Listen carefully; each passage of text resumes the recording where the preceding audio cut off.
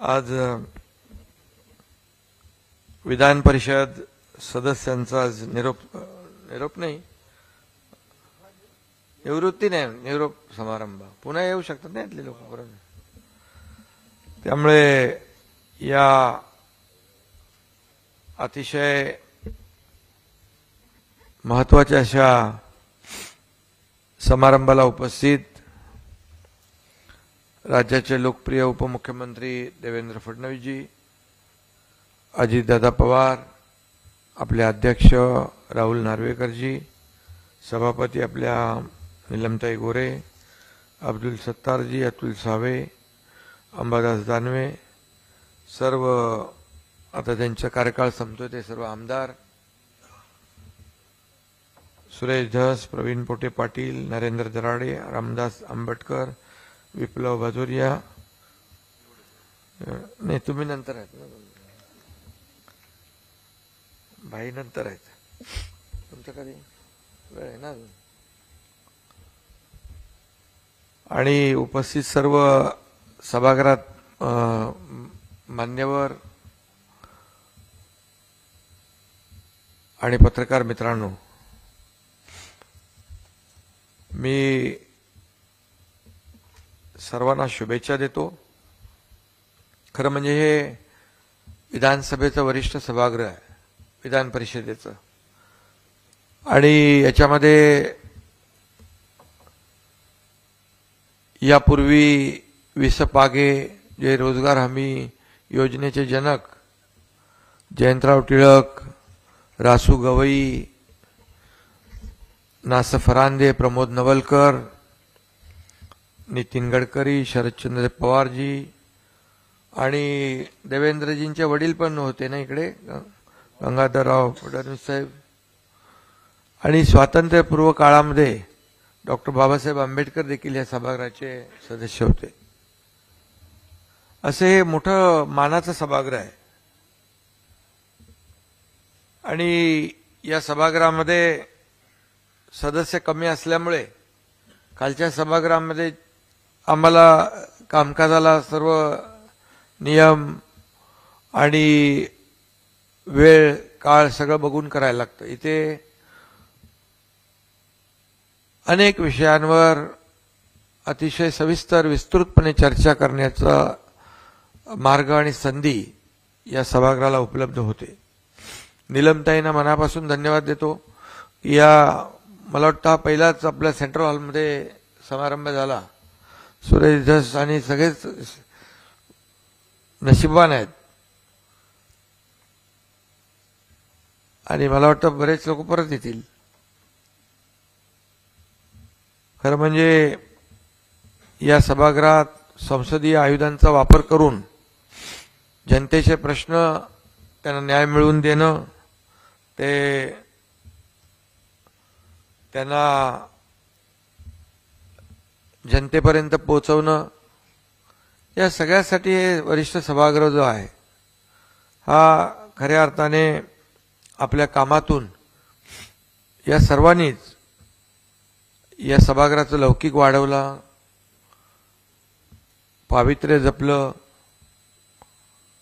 आणि म्हणूनच आपण या मान्यवरांना निरोप देण्यासाठी इथं उपस्थित आहोत. खरं म्हणजे समाजातील विविध स्तरातील, विविध क्षेत्रातील मंडळी या सभागृहामध्ये येतात आणि आपापल्या भागाचं, नागरिकांचं प्रतिनिधित्व करतात. कोणी शिक्षकांचं प्रतिनिधित्व करतं, कोणी पदवीधरांचं करतं, आणि मग इथे आल्यानंतर मग समाजातल्या, राज्यातल्या विविध विषयांवर देखील चर्चा होते. आणि मग सभागृहामध्ये काही विषय असा कोणाचा एकट्याचा नसतो, तो एकदा सभागृहामध्ये सुरू झाला की त्याच्यावर सर्व सभागृहातल्या सदस्यांना बोलण्याचा अधिकार असतो. आणि मग त्यामुळेच खऱ्या अर्थाने मग त्या प्रश्नाला देखील न्याय मिळतो आणि सभागृहातल्या त्या सदस्याला देखील समाधान मिळतं. पण हे करण्यासाठी सभागृहातला लोकप्रतिनिधी अभ्यासू असावा लागतो. चांगला लोकप्रतिनिधी बनण्यासाठी चांगलं कर्तृत्व वक्तृत्व पाहिजे, त्यासाठी चांगलं वाचन असावं, चांगलं वाचन असेल तर चांगलं भाषण होतं जसं सुरेशजी. आणि सुरेश धस यांचं भाषण पण चांगलंच असायचं, त्यांच्या भाषणाचा कधी कधी लोक धसकाही घ्यायचे. परंतु सुरेश धस म्हणजे सर्व विषयात रस असं म्हटलं तर काय वावगं ठरणार नाही. सर्व विषयाचा अभ्यास त्यांचा आणि कुठल्याही विषयावर ते कितीही बोलू शकतात. आणि बाकी सर्वजण आहेत, आपले पोटे आहेत, पोटे ते सर्व कामात प्रवीण आहेत, पुढेही कामात प्रवीण राहतील. आता एक दराडे गेले, दुसरे दराडे येतील, हे पण येतील परत नंतर. आणि हा म्हणजे ते जवळच आहे ना, त्यामुळे ती काय प्रक्रिया निरंतर चालू असते.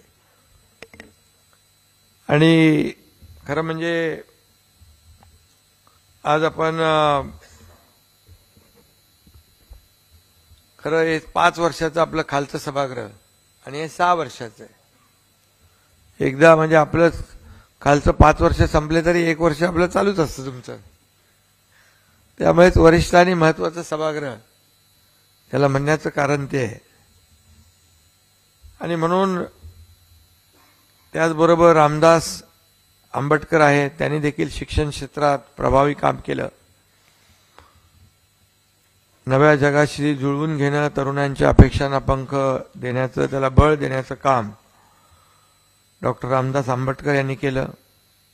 त्यांनी चंद्रपूर, वर्धा, गडचिरोली या स्थानिक प्राधिकारी संस्था मतदारसंघाचं नेतृत्व त्यांनी केलं.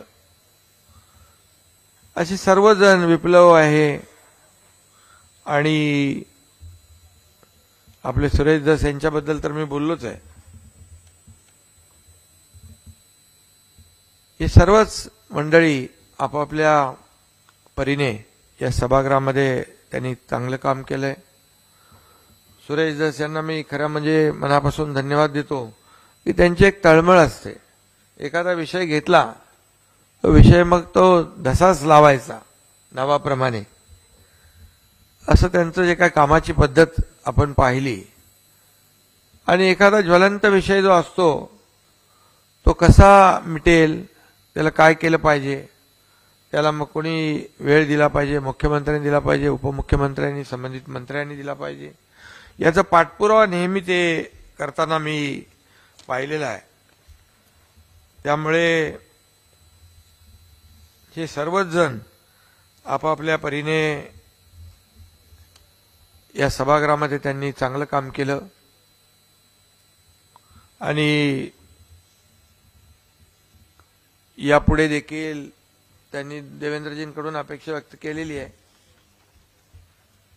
आणि असे चांगले जे सदस्य आहेत त्यांना सभागृहाला त्यांची आवश्यकता आहे. आणि म्हणून त्यांना सगळ्यांनाच मी शुभेच्छा देतो. काही जण म्हणाले आता हे निरोप समारंभ यांचा आहे, तर काही लोक म्हणाले सरकारचं हे निरोपाचं अधिवेशन आहे. पण मी तर सांगतो हे निरोपाचं नाही तर निर्धाराचं आणि निश्चयाचं अधिवेशन आहे.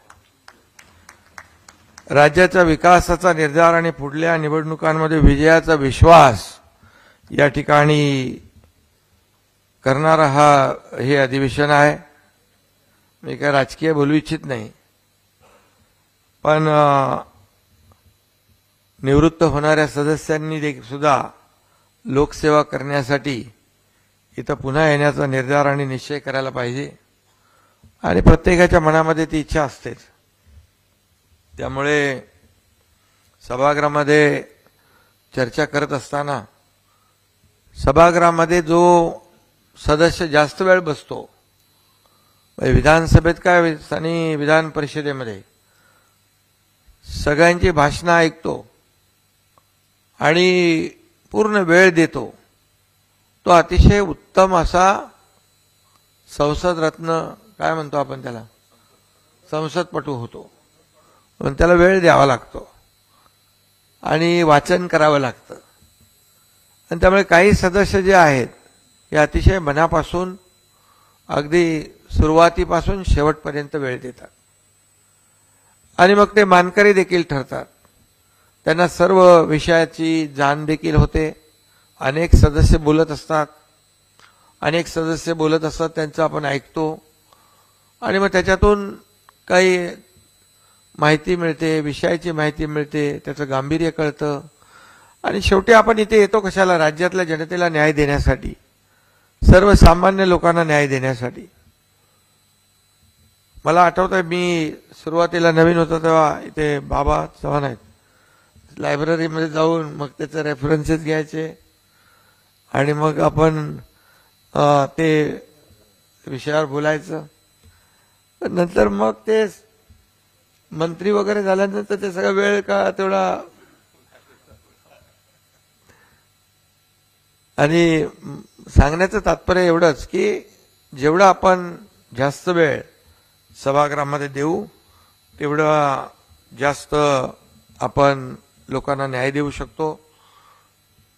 हे वरचं सभागृह जे आहे, खालचं सभागृह आहे, याला एक पावित्र्य आहे, एक गरिमा आहे. आणि सभागृहामध्ये आल्यानंतर बाहेर काय बोलण्यापेक्षा सभागृहामध्ये येऊन बोललं तर या राज्यातल्या लोकांना देखील आपण त्यांच्या समस्यांना वाचा फोडू शकतो.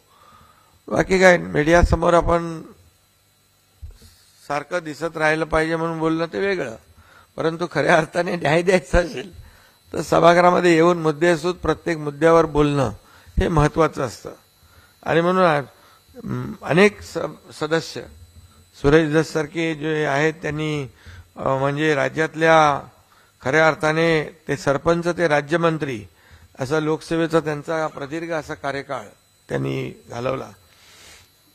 दूध उत्पादक संघ पुरवठा सहकारी संघाचे चेअरमन, महाराष्ट्र राज्य सहकारी दूध महासंघाचे अध्यक्ष देखील म्हणून ते होते.